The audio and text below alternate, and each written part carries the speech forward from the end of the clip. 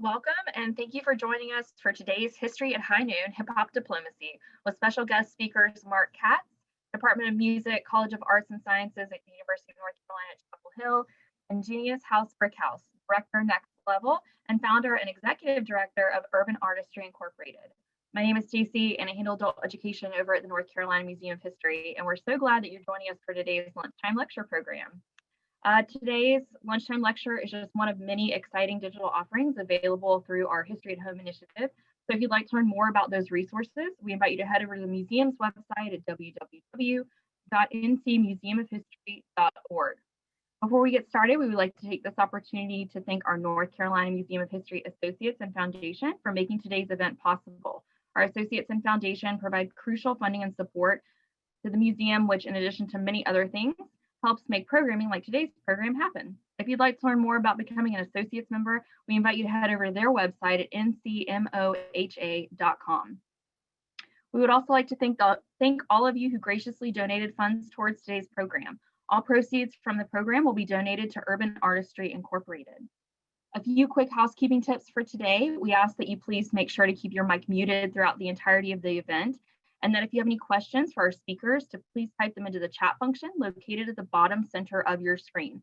At the end of the lecture, Dr. Katz and Mr. Brickhouse will be answering as many of your questions as time allows. All right, so now it is my honor to introduce our speakers. Dr. Mark Katz is a John P. Barker Distinguished Professor of Music and Director of Graduate Studies. He speaks frequently on music, cultural diplomacy, conflict transformation, and entrepreneurship across the U.S. and throughout Europe. Among his many accomplishments, he has written 4 books, including Build, The Power of Hip Hop Diplomacy in a Divided World. In addition to Next Level, an initiative to use hip hop music, dance, and art to foster cross-cultural creative exchange in diverse communities, Junious Brickhouse produces events for Urban Artistry Incorporated, a movement of artists dedicated to the authentic preservation of urban dance, culture, and community while finding ways to responsibly innovate. He is an internationally established award-winning urban dance educator, choreographer, community leader, and cultural preservationist who furthers his global mission through lecturing, performing, and promoting conflict resolution. All right, Dr. Katz and Mr. Brickhouse, I'm going to turn it over to you guys. Welcome. Thanks for joining us today. Thank you, Stacey. Thanks for the nice introduction. Thanks for inviting us. Junious, hi, how are you? Can you unmute yourself? I can. Thank you very much, Stacey, for that introduction, and greetings, Dr. Katz. How are you? I'm good. So what's new, Junious? I'm living the dream in the COVIDness. That's what's going on. And right now I am at UNC Chapel Hill in the music department, particularly in the Beat Lab, and you can see in the background a mural that we have. Where are you right now, Junious? Right now I'm in my home office in Adelphi, Maryland, here on Piscataway land, doing my best to stay healthy and focused. Well, and I know you didn't plan this, but I appreciate the Tar Heel blue that you're wearing. Oh, you're very welcome. You know, I as you know, I love North Carolina. My family is originally, before moving to the Virginia Beach area in the 30s, both sides of my family is from Halifax County, Catawba County, and Chowan. So yeah, I'm pretty wrapped up in North Carolina. But I did not do this on purpose. So, well, thank you. It's the right shade of blue. That's all. So. But well, it's great to be connecting with you again. And just to give everyone just a little preview, we're going to start by talking a little bit about what hip hop diplomacy is, and then talk about the program Next Level that both Junious and I are connected with. And then we're going to have a conversation. Junious and I are going to talk about our experiences with Next Level and hip hop diplomacy. We'll ask questions about how it works, how it doesn't work, how it's changed over time. And we'll make sure to leave plenty of time for questions from all of you in the audience. And do feel free to put questions in the chat whenever you feel like it. You don't have to wait till the Q&A, but we will start taking questions at around 12:40, 12:45. So how should we start, Junious? Well, Mark, why don't you give us a little bit of background on the Next Level program as our founding director and fearless leader. Talk to everyone about your vision and what you intended to do with this program. Sure. Well, I'll back up a second and just explain a few terms for people who may not know what in the world hip hop diplomacy is, because actually I think most people hear that phrase and maybe look askance. Like, I wouldn't have expected those words to be together in the same sentence. So let me just say a few words about that, and then I want to talk about Next Level. So I think when most people think about diplomacy, they have a particular image of officials from different countries meeting for high-level negotiations. There's a standard image of people in suits shaking hands with flags waving in the background. And that, of course, is the kind of official diplomacy that most quickly comes to mind. But Next Level and hip hop diplomacy represent very different forms of diplomacy.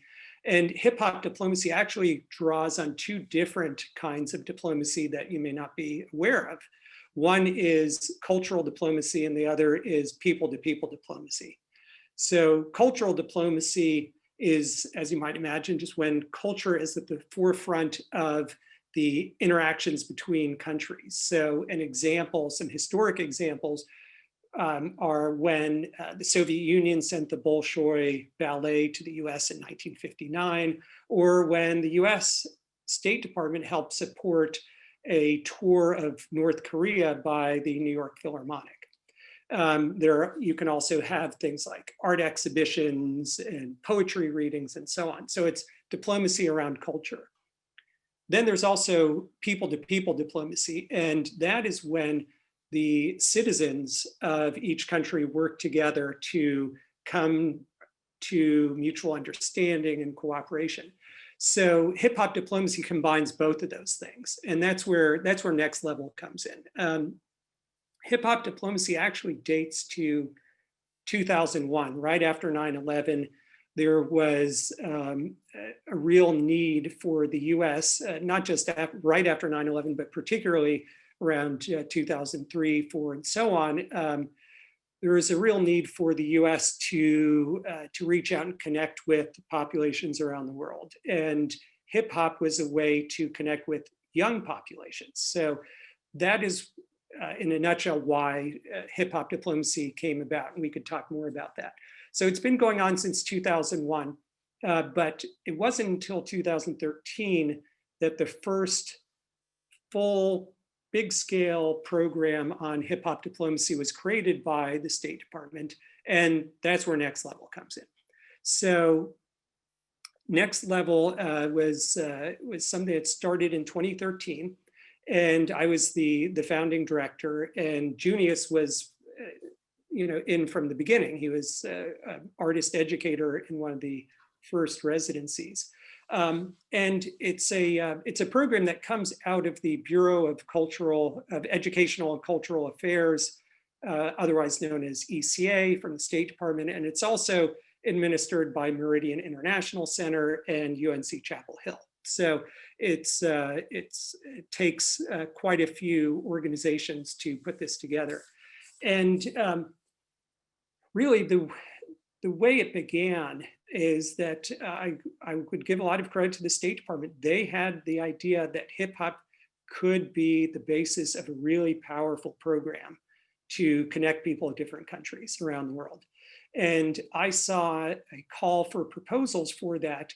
And my interest was in building community through hip hop, because I had been studying hip hop as a scholar, a little bit as a practitioner. I'm in a room full of turntables right now, by the way.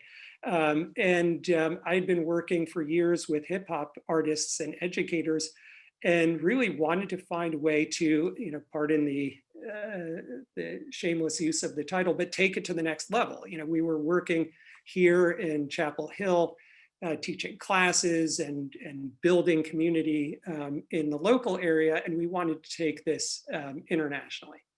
So I'll just say a few words about Next Level, and then we're going to queue up a video to show, and then we'll start chatting a little bit more, Junious. But so Next Level had its first residency in 2014, and that was when we went to India.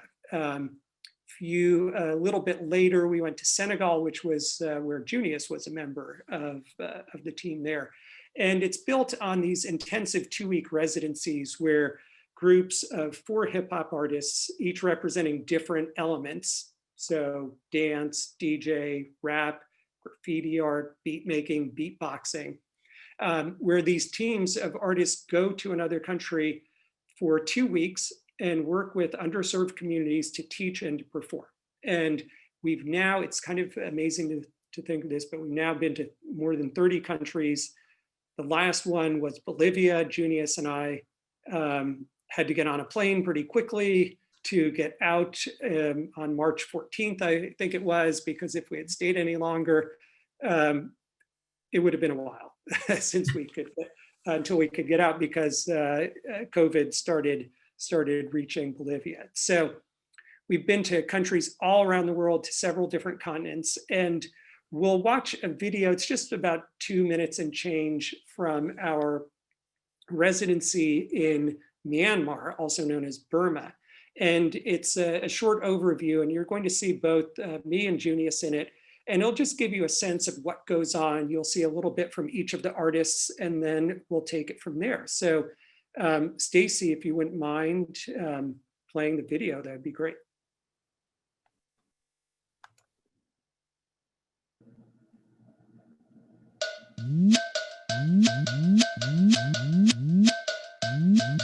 UBI, UBI, UBI, UBI, UBI, UBI. I just want to reiterate how hip hop is not simply music or fashion, it's a whole lifestyle, it's a whole culture. That is why we are here. It's because we feel like we are part of the same culture. Even though we're from the United States and you're from Myanmar, we're all part of the same hip hop.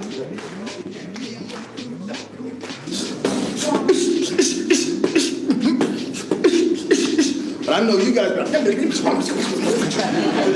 gotta learn how to do all of that, okay? So I'm here to learn from you guys too. So whether the step is something that I'm doing and then you kind of just start picking it up, the same kind of thing, and then we come back and maybe I switch it up, you know, and I'm doing something, right? Basically, you're gonna face the wall and act like you see eyes on the wall and rap confidently facing the wall. As fluid and confident as you can, all right? 3 minutes, let's get it. Find the wall. The scribble scratch sounds like this.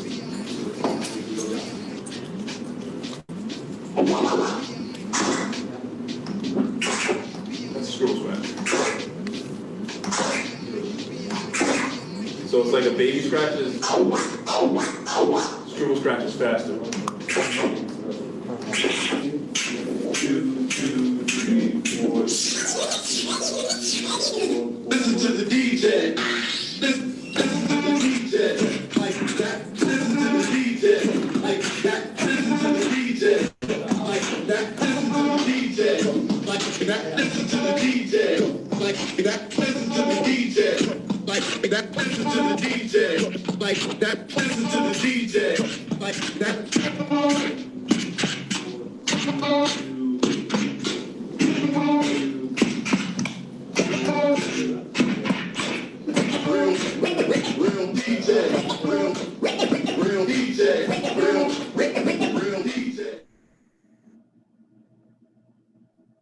So Junious, when you see that, what are some things that either come back to you about that experience, or just things that you might want to expand on and tell our audience about?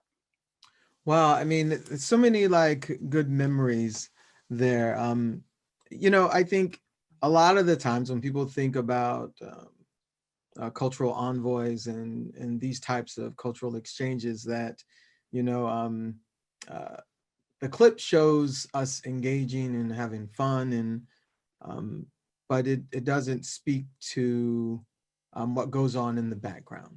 You know, at the time we were there was during the publicizing of the genocide that was going on in the Rohingya communities. And I think that the artist educators at Next Level, we went into this with very open hearts and very open minds, right? So, you know, I think this was one of the residencies where we actually got to rethink, you know, what it means to do hip hop diplomacy. And we did have a wonderful time, but we really made some great connections there. And you know, yeah, it's really great memories. I'm so fortunate to have to be able to have these kind of exchanges that are meaningful, you know, that aren't performative, right? And in this time, you know, this current environment we live in, I'm happy to see that at Next Level we've been getting this right. You know, we've been preparing and, you know, not just giving talking points about what it means to see people and to connect with them. You said something earlier that was like really awesome about how people also view diplomacy, you know, and, you know, and what we do is often referred to as soft power, you know, like at Next Level and with hip hop diplomacy, we are constantly negotiating with different communities. We're negotiating commonality, connectivity, like, and man, I can't think of very many things that are more powerful than that. You know, to be in someone else's community and in trying to find ways to connect and have dialogue and conversation, not only about art, but also about how we live our lives and who we are as the human race. And I think we're able to do that really well, like with hip hop culture, because it allows us to kind of exercise this idea of connective marginality, right?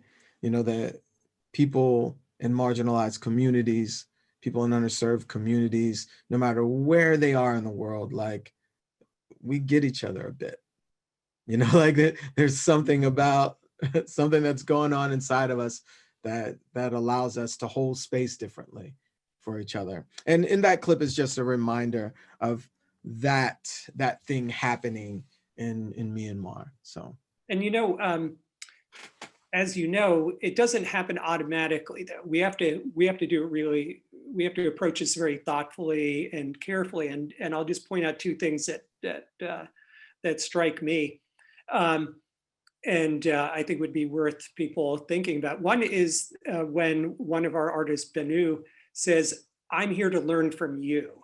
And that's really important because it would be very easy for us to go in, you know, as Americans from the birthplace of hip hop and tell people how to do things. But it's very clear that our approach is one of peer-to-peer, not of you know, teacher to student. Another thing that I think is really cool that people often ask about, they say, well, how do you do this when you don't necessarily speak the same language? One thing that always strikes me is when Tsunami, the dancer, is starting to dance and is talking, and a young man comes right up to her and starts dancing, mirroring her actions, and they're connecting, and it's not through language; it's through physical movement. So, so I thought those were a few things I wanted to mention. So actually, I want to ask you a question, Junious. So why, this is something that we are sometimes asked, why should hip hop artists work with the government? I mean, there is a sense of that hip hop has an oppositional stance when it comes to the government. It's clear, the history is clear about the marginalization and oppression of people who come from hip hop communities. So why would you want to do this? And you could obviously speak for yourself, but even more generally, why do hip hop artists work with the government? In my experience of being from communities of practice, I have to reflect personally on what hip hop was like for me as a child. In this in this culture, right? And that's key, right? Because I think often people see hip hop as a music form, but not as a culture. And it's a culture for a lot of us, especially those of us who grew up who did not want to be identified by the worst parts of our history, who didn't want people to look at us and say, oh yeah, you're a descendant of enslaved people. Yes, I am also, and very proud of that, right? But I think to try to build people on things about them that they don't hold as their current condition is kind of dangerous. So when I think about diplomacy and working with the US government, I see it as an opportunity to represent my culture, and to share a little bit about the communities that I come from. If we do not share our narratives, people will build them for us. And that is true, not just here in the Americas, but it's true globally. So it's important, to be open about sharing your experiences culturally, especially when you see people gravitating to it, when people are asking you questions. I go to different places, maybe on vacation or just to visit friends, not with Next Level, and people see me as a Black person and they ask me hip hop questions. I don't know what it is that says, this person is hip hop, but people ask those questions. Like for me personally, as you know, Mark, I'm a vet. I served in the military for 10 years. And after I was honorably discharged, I worked still for another 11 years for Department of Defense and Department of Justice in certain aspects. So for me, service to my country has been, it's been my whole life, my whole adult life. The only thing I've done longer than that is service to my community in hip hop culture. So I think that when I look at how I define service, I see myself, if I can travel the world and defend, our way of life here in the United States as a soldier, with a weapon in my hand, I can definitely go and spend some time in different communities and talk about hip hop culture and find ways to connect with people that way. And that powerful thing of, negotiating commonality and connectivity. I really think that it's a huge opportunity in that quest to get this right.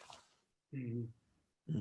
Thank you. Well said. And that does come up. People don't quite understand why we should be doing this, why hip hop artists would want to do this, but you offer some really compelling reasons. I want to give a quick shout out to some people in the audience because I took a quick look and we have some members of what we like to call the Next Level family here.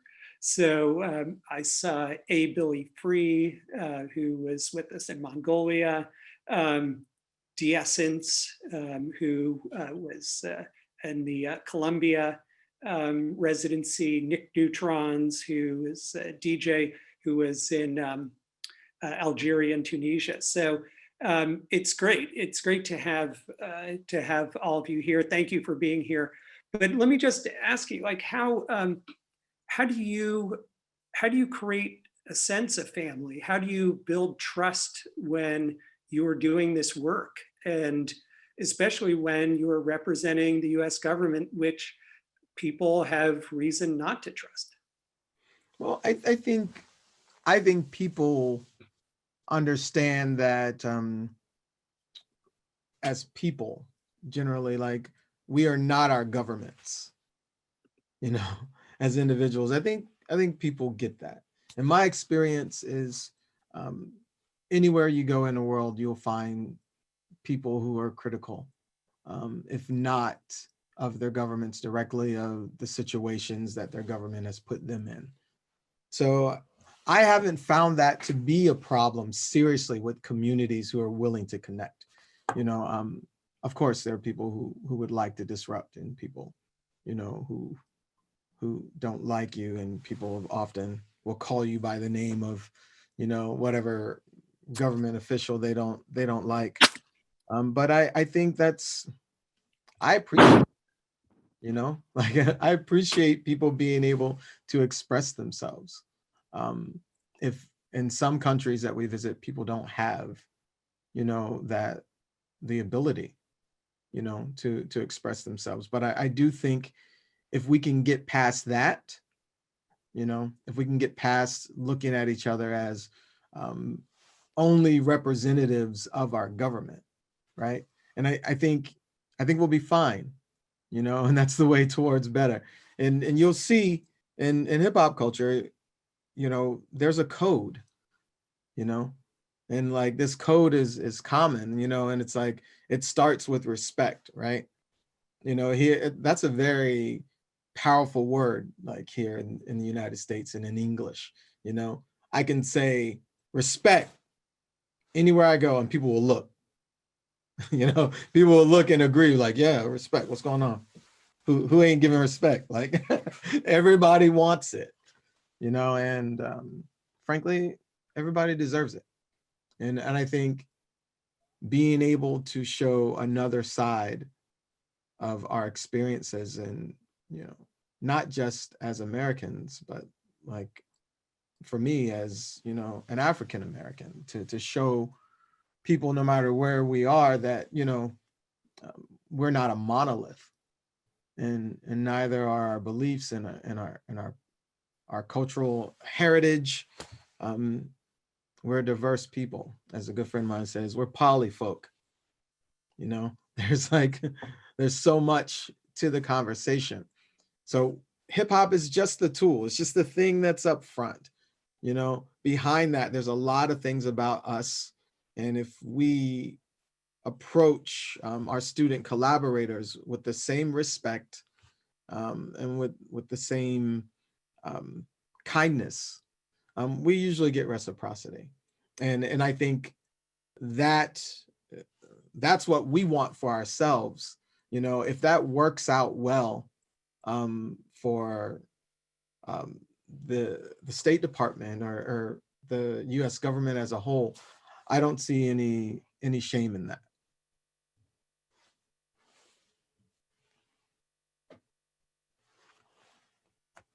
So, Junious, we could talk all day in answer to this question, but it would be great if you could share, and I could share as well, just a transformative moment that you witnessed or participated in during your work in hip hop diplomacy. To kind of give a sense of the power of this kind of work. Wow, man. There's so many of them. There's so many of them. I think in every country I've been to, there's been a transformative moment in some way. I mean, maybe it's because I'm geared to seek that. I always want to understand a little bit more about the world that I live in. One thing that was that I would say was transformative for me was some of my first cultural exchanges before Next Level. I made a trip to Barbados, St. Lucia, and St. Vincent to do a cultural envoy. And my maternal side, the maternal side of my family, came here some time ago. Like a lot of our ancestors, if you identify as African American, through those islands. And I spent a lot of time researching my family, particularly the Cheek side of my family. And it was transformative for me.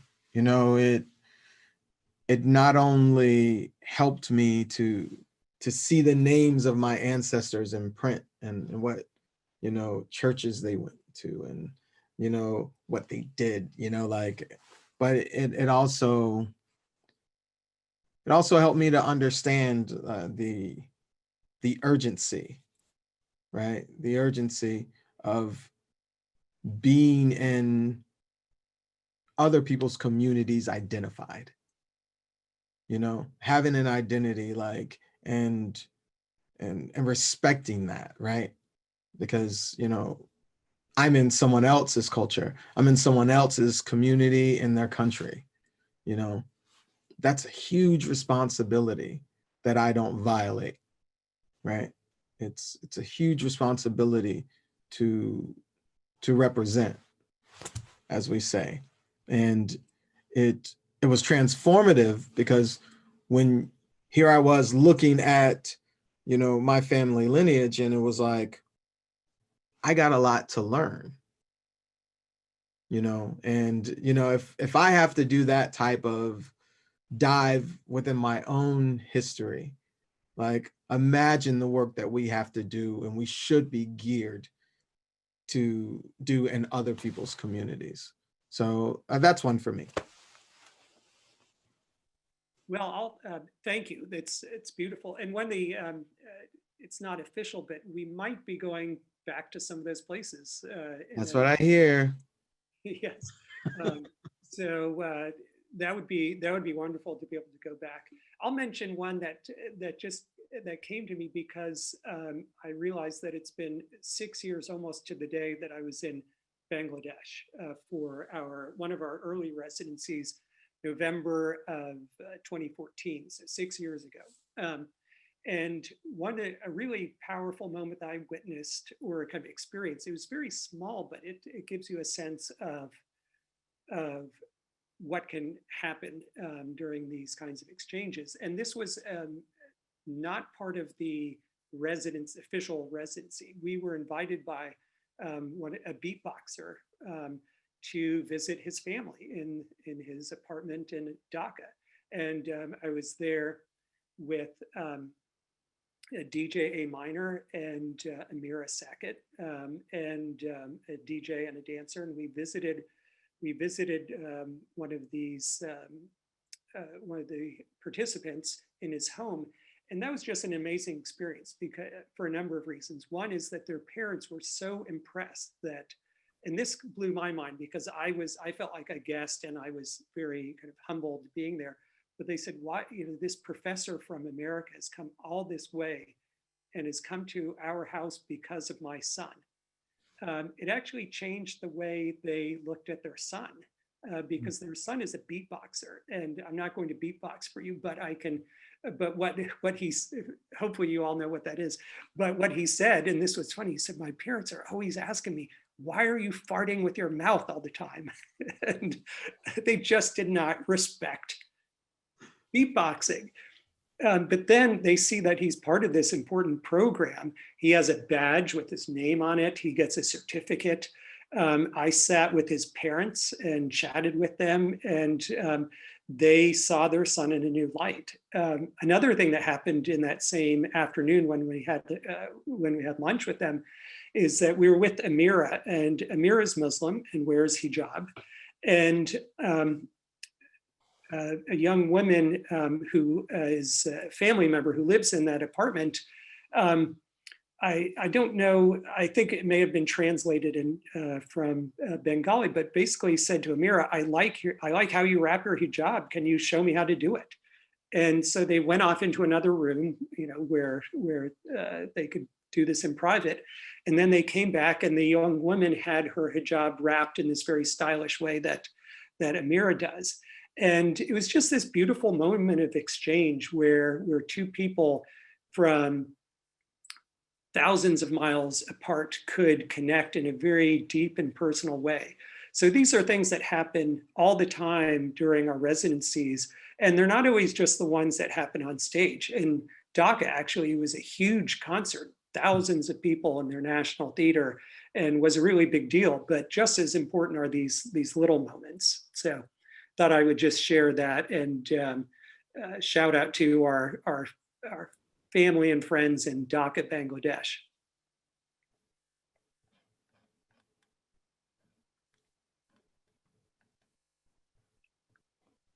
So, Junious, I have another question for you. We probably have a few more minutes before we get to open things up. And I do want to encourage people again to put questions in the chat. But I know it's something that people probably ask, so we might as well answer this, is how do you do hip hop diplomacy during a pandemic? We can't go to people's apartments and have biryani with them, for lunch. We can't dance with people right now. So what is Next Level doing to keep people connected, to continue to build community when we can't meet in person? Well, I mean, there's no there's not a substitute for being able to connect with people personally. And that's what we would love to do. But our first charge is to keep people healthy, and respect this pandemic, because it is obviously not a game. So a lot of our programming at this moment has been virtual. Luckily for us, our programming, our last residency, Mark, as you mentioned, was in Bolivia, and that was in March. And our next residency doesn't start until January. So we have a little bit of time. And right now we're kind of like in this space where we're planning for virtual residencies. However, we're hoping for the best. But we will, of course, follow the guidelines and all common sense when those guidelines fail us, on how to stay healthy. What's really great about, cultural diplomacy in this moment is like media. Like there's so many ways that we can keep in touch. So we've been trying to hold meetups and check-ins with alumni, not just artist educators, but also student collaborators from different countries.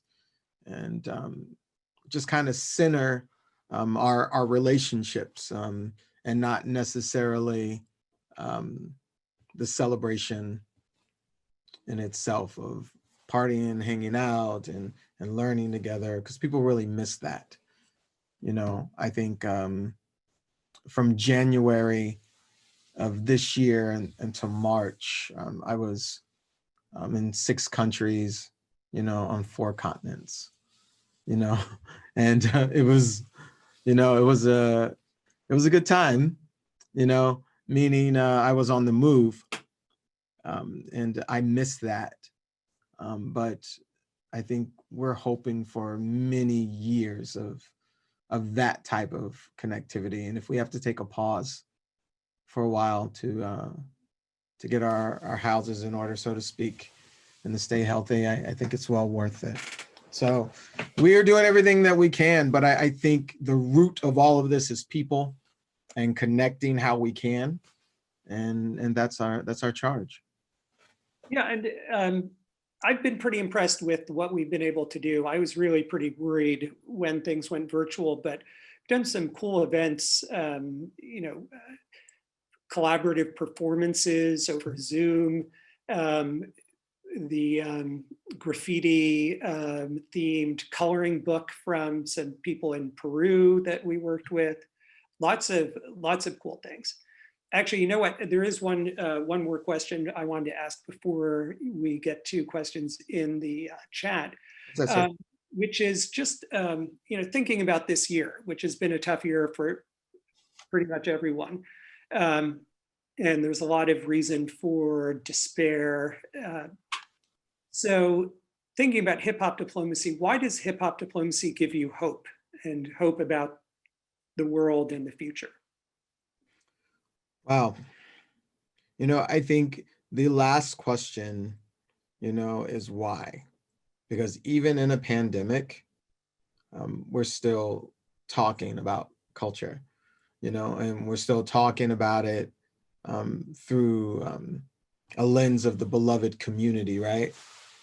How we can come together and learn how to be better to each other and see each other as a global community. I think I've seen that like I've never seen it before during this pandemic.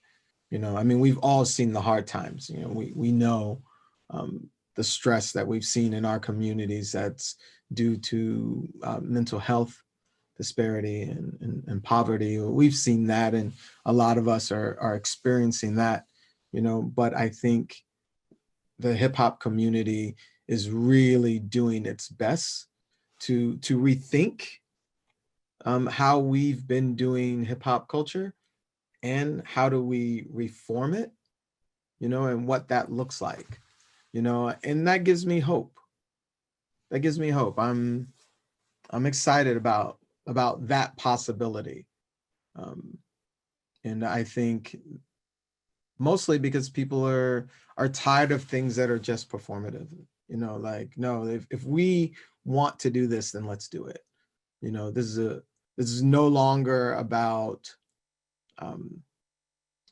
peace, love, unity, and having fun. This is a critical heritage moment, and it makes me hopeful that people are looking at hip hop as a culture and thinking about how do we pass this on? What do we leave? And how do we leave communities that we connect with a little bit better? Is the general consensus of what I'm seeing. So that gives me joy. That makes me happy. That's great. I agree. I mean, when I think about the state of the world and I think about some of the things that we've been able to accomplish through this program, it does make me feel like we can, that unity and community is possible. So thank you, Junious.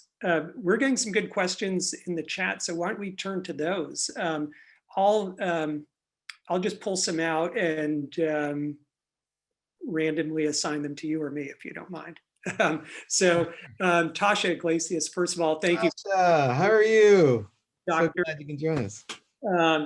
And thank you for, she brought her class from UC Riverside. So it's great. That means you're up early, at least for the students. So I'm impressed. Dr. Iglesias asks a question. What pushback do you receive from non-hip hop people when you begin discussing your initiatives? I'll mention something briefly. The pushback often comes from other academics for me who are not into hip hop. And they'll say, oh, you're doing a hip hop diplomacy program. So how does it feel like to be an imperialist? And I'll say, great. No, I don't say that. But, I actually take that kind of criticism seriously because you cannot brush that aside. It's real, and we have that history. But that's one example of people kind of being suspicious of the government having anything to do with culture and asking questions or opposing for that reason. Anything that you would add, Junious, to that? Yeah, I mean, it is real. And it goes back to us talking about, you know, the responsibility that's involved in this work, and, you know, the accountability that we have to ensure. And I get some of the same criticism too. And I usually, you know, just say to myself, and sometimes I'll say outright, those people have never been in a cipher. You know, they've never been in communities of practice and seen how people connect. And I think that people who do can see that hip hop diplomacy, like any other tool, you know, is continued work. You know, it's not perfect in any way, shape, or form. You know, and it's going to be different in every setting, and that's why we have to diversify. That's why we have to consider the communities that we're going into, and the tools that we need to connect with them. We're not trying to change who they are. We're trying to understand. And yeah, I'm sorry, I get a little bit hyped about that. You know, sometimes I'm like, man, y'all can miss me with that, because, you know, it's really tough. It's hard enough. You know, this isn't easy work, you know, and yeah, Tasha, there's a lot of different ways that people will come at a good thing.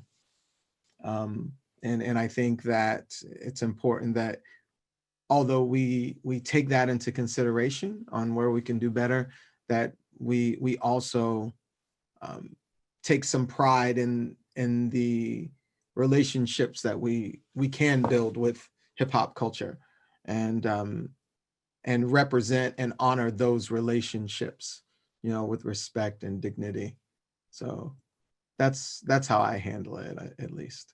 Yeah, thanks. And thanks again for that question. Yes, ma'am. So I'm excited to see that someone is watching us from Spain. So Noé Cornago from the University of the Basque Country writes, both cultural diplomacy and people's diplomacy are equally relevant, and certainly there is a continuity between them. But I figure that in addition to collaboration, sometimes both dimensions collide. What's your experience about this? So basically, each one of these questions could be an hour. These are good questions.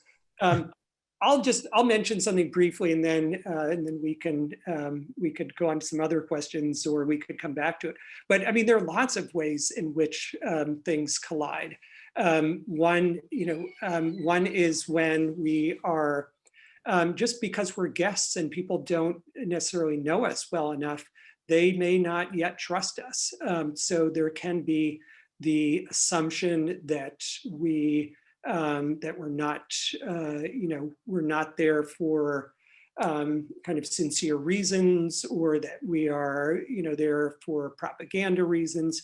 I will say a lot of this falls by the wayside once we get there and get to know people. And also, we always go on planning trips ahead and work with people in the community. But there can be tension there, and actually, D'Essence, our wonderful friend, the rapper from Detroit, was, and actually this is connected. So I'll ask this of you, Junious. So D'Essence says, was there ever a time where you were met with opposition when people say these Americans know nothing? If so, how were you able to navigate around or through the pushback? So do you have any experiences you could share, or a quick response? Yeah, I have to I have to think about that, what's appropriate to share, because you can rest assured that there's been some really inappropriate situations. I think, no, I won't say that. I can't. No, there's some things that if I say it, it kind of calls out by language who I'm speaking to, and I don't want to do that. I think most of the criticism that you get is it's not, for me, it's not about how much we as Americans know about hip hop. I I think there is criticism about how much we know about the environment that we're in, right? Um, and I think that's fair, you know, like I think that's fair. When I'm in someone else's community and I'm totally fine with them telling me that I don't know everything there is to know. And, you know, my follow on to that is then give me step one, you know, if you're step one, because my step one is I'm here, you know, like, so step two, I'm going to ask you a question and I'm going to show up for this experience, you know, and hopefully I'll leave a little bit smarter. It happens. I welcome it. But when it comes to my culture, you know, again, I come to their community respecting my culture and where I come from. So I understand that they want me to respect their traditions and their culture. And yeah, I just try to approach these dilemmas with a servant's heart, you know, and a warrior spirit, so to speak. You know, I think it's okay to be wrong. And as a folklorist, you know, like sometimes the best tool is I don't know. let's find out that answer, and hopefully we can do it together. Yeah, yeah. It's a lot of it's about just showing up with respect and humility, and that's a great way to start addressing conflict. There's a good question from Christina Stableford, who says, "Love this program and the whole concept. Perhaps it could help close the cultural and political divide in our own country." Absolutely. In fact, the people that we work with, the US artists, are already doing that work in their communities. You know, De-Essence is doing that, Nick Neutrons is doing that, A. Billy Free. These are some of the people who are on, you know, on this chat. Manny Faces is doing that in Newark. So for one day, actually, Next Level, in a sense, builds on what was already being done before. But one nice thing that we're talking about, and just, you know, stay tuned, is developing some more domestic programming. And I will say there was one part of Next Level that we didn't mention, which is that every cycle we bring one or two participants from each country we visit, and they come to the US for 2 weeks of professional and artistic development. And so we do a lot of programming in local schools, and so it's a good way to do this work here. So some more questions coming in. And one thing I have to mention this, which is great. There are a lot of people sharing email addresses in the chat and are saying, let's connect. So what you're seeing right now is actually hip hop diplomacy in action. It's about people meeting each other around a common, you know, a common love, a common culture, and building community through there. So we will be keeping in touch. Junious, there's a question from, let me see, Kelly Smith-Beaver, who says, Junious, your bio mentions that your work includes preservation and responsible innovation in hip hop. How does this work complement or create tension with your work in hip hop diplomacy?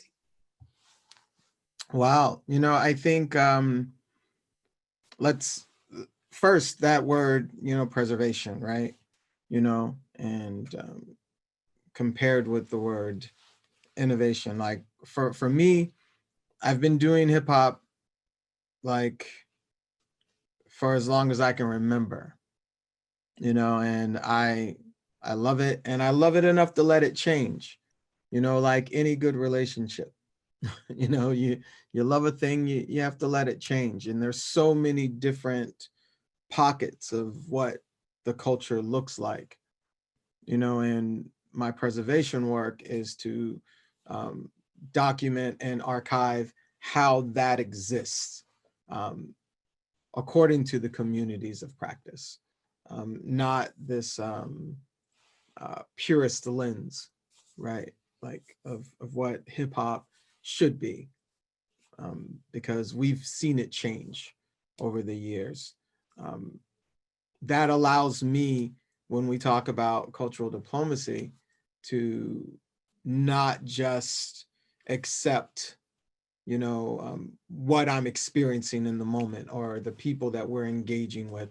It's more like uh, thinking about the why, you know, who are these people? Um, where do they come from? Who did this before them and how did they do it? Is for me how we truly see ourselves in other people.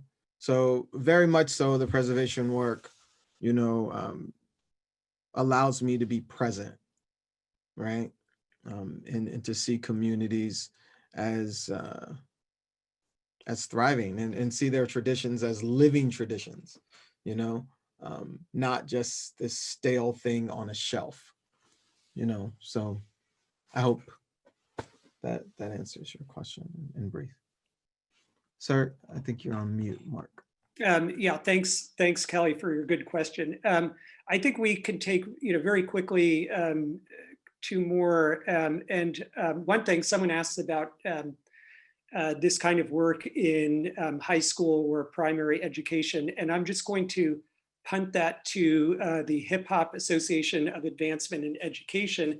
And if you look in the chat, you'll see a link to the website where you can learn more about that. There are people doing great work in there, doing domestic education, so much good hip hop education. Another question someone asked Diana Torres, what experience do you have working with Indigenous communities internationally or domestically? I'll answer that really briefly, and then I want Junious, if you could take one. There's one more question. That's a great question, and that's actually something that we really seek out. So we've worked with Indigenous communities, particularly in Guatemala. We did a short residency in with some Mayan hip hop artists who rap in Indigenous languages. We explored some Indigenous culture when we were in Bolivia. Largely, I would say in South America and Central America, but we also work with Indigenous artists as part of our US team. So we think that's a really important part of our work. Last thing, maybe you could answer this in 1 minute, Junious. What do the next 10 years look like for hip hop diplomacy or next level? Wow. I mean, for me, our future is bright. You know, I think hip hop as a culture is educating itself. I think that we are diversifying how we see ourselves outside of our communities, and our skill sets are starting to multiply. Some of us pre-COVID, but I think that there's a lot of push right now to be seen and heard, and to use the power of our art forms and our cultures to impact the world that we live in. And I know that sounds like big talk, but like this is the big picture, and I've been doing this work for a long time now, and I know that I'm rejuvenated, and organizations like Next Level and with support of University of North Carolina at Chapel Hill, Meridian International Center, our friends at Education and Cultural Affairs, at the U.S. State Department, like, you know, this type of push is our foundation now. It's how we start to build and do more. So yeah, you know, our future's bright. Well, thanks, Junious. So that went by fast, didn't it? So it's already 1 o'clock. So I just want to thank everyone for being here. What a great conversation. Thank you to everyone coming from all over North Carolina, the country, and even the world. So yeah, thank you. And I think, Stacy, you're going to wrap things up for us. Thank you so much to both of you for giving us this impactful and profound experience today. It's been absolutely incredible to learn about all the wonderful work that you're doing and to witness hip hop diplomacy in action in the chat during today's program. That was really great. And yes, as Dr. Katz said, thank you to all those of you who joined us today. We hope that you'll join us for our next History at High Noon program on Wednesday, December 2nd. Mary Ellen's Bird Nest, Crafting a Timely Carolina Christmas, with Michael Osmond, Associate Curator of Decorative Arts here at the museum. Thank you all. Stay well, take care of yourselves, and we'll see you next time. Bye, guys.